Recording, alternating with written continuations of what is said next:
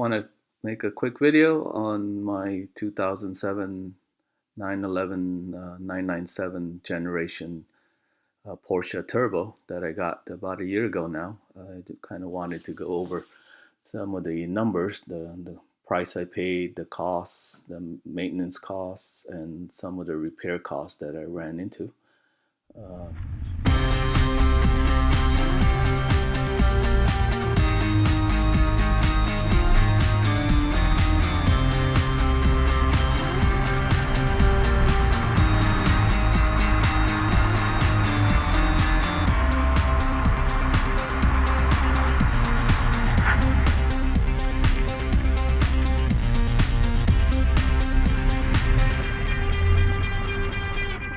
Let me show you a couple more pictures of the car.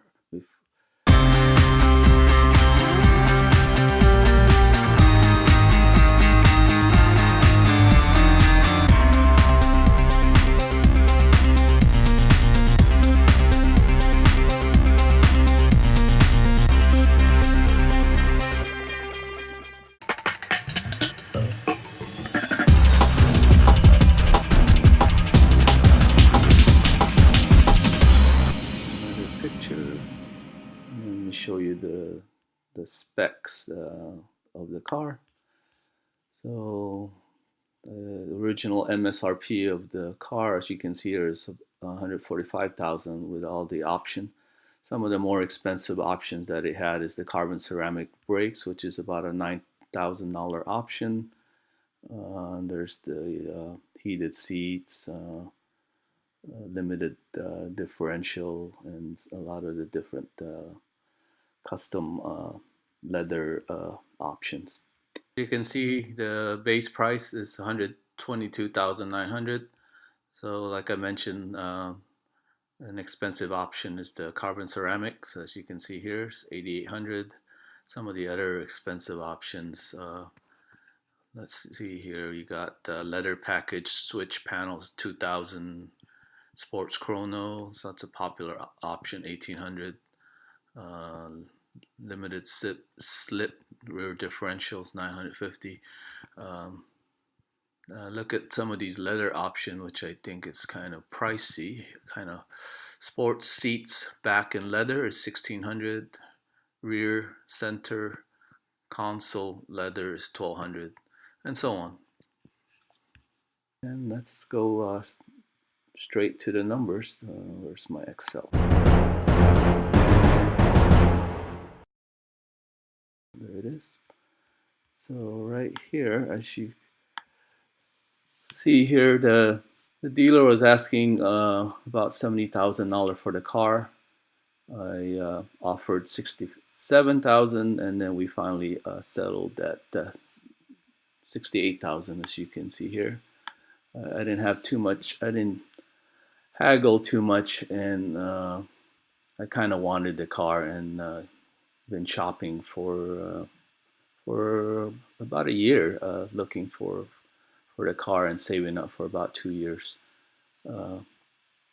Let's go over some of the numbers. So I put down a deposit 2,000, total price with tax and license 73,500.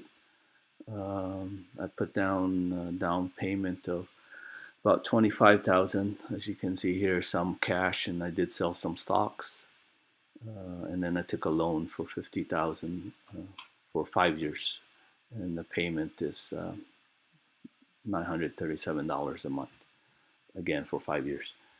A couple of notes on the stocks that's worth noting is the NVIDIA stocks really going up in price, even though at the time it shot up quite a bit. It was 100 when I sold it. It's $106 a share. I sold 100 shares, total of 10,600, as you see here. But if I was to sell it today, it's actually now at $250 a share. So I theoretically could get $25,000 for it.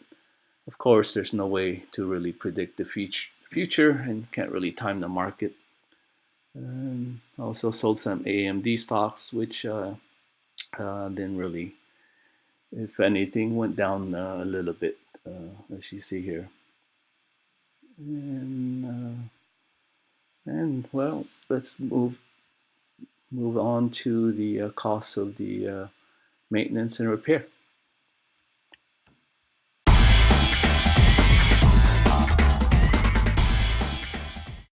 First, some of the mods that I did in maintenance and insurance.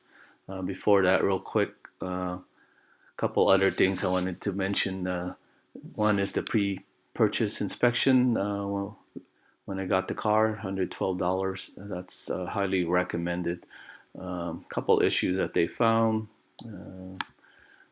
One is the passenger seat motor, the slider adjustment. One side was not working, so the seller paid to fix that. And then the other one was the CV boot was torn. So again, the seller paid to fix, which is good. And another thing that the seller paid to fix, which was huge, is the coolant pipe. It's actually a known issue on the 997 turbos. Because it uses the factory has a metal pipe. I mean plastic pipes, and they use epoxy to hold it, and they are known to fail, especially if you track the car.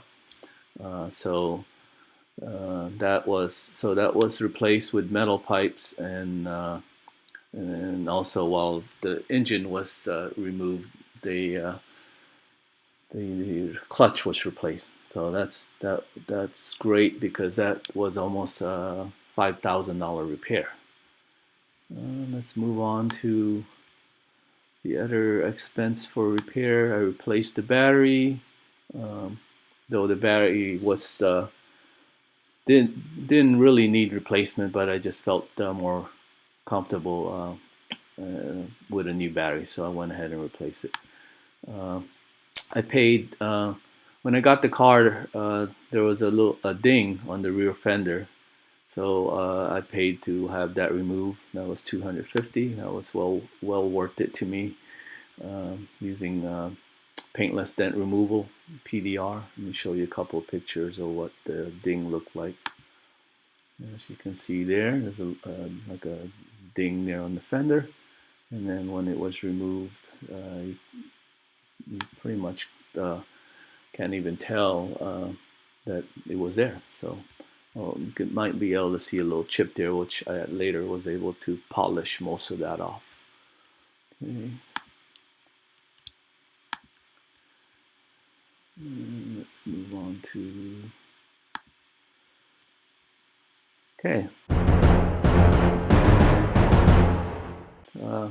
move on to a couple issue that I ran into. First one, about 3 months later, they had problem with the window.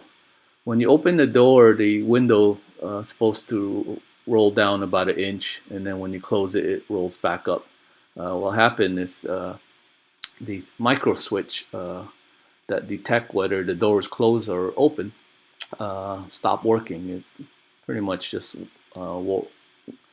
wore out. Let me show you some pictures on that. So what I had to do was replace the door lock unit. This unit here that you see here. Fortunately, that didn't cost very much. The part alone was only $150.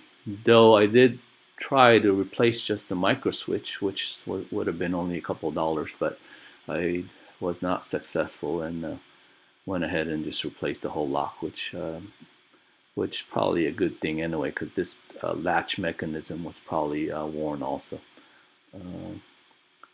And let's see here, though it did the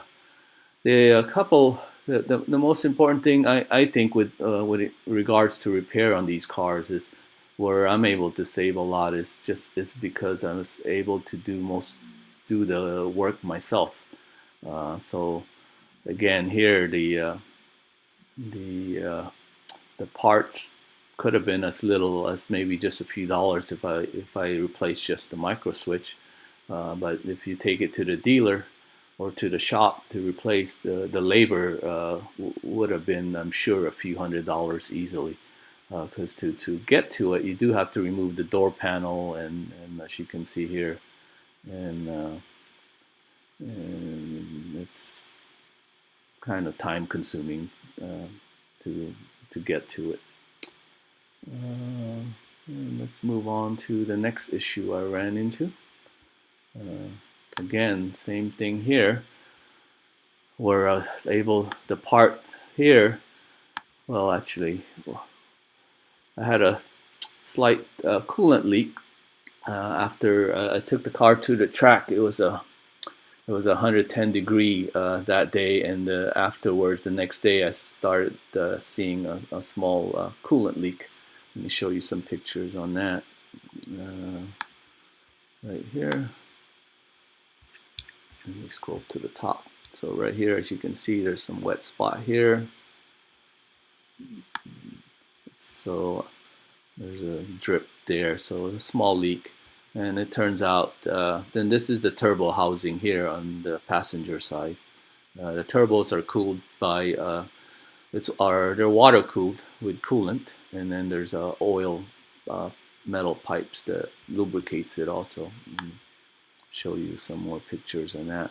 And basically the O-ring failed, and the part for the O-ring is only a couple dollars, but the labor, I called a couple shops, the labor would have been probably $600, $700, $800 to replace, because it does require you to remove the bumper cover and the intercooler to gain access.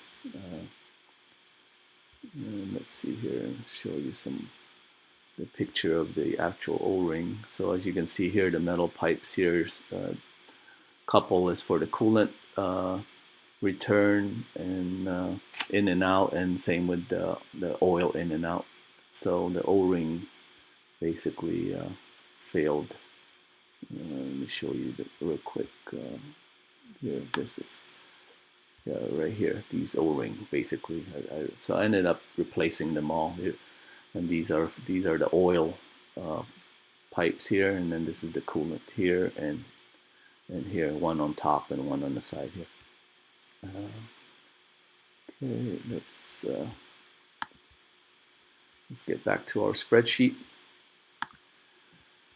So those are the two issues that I had. Otherwise, the car's been very reliable.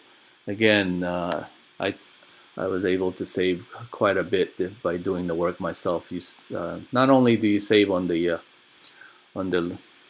labor, but you also save on the part, because a lot of times you can find parts for a lot less that are if you buy it from, and usually you can find the equivalent parts or comparable parts for less than half of what the dealer would charge you.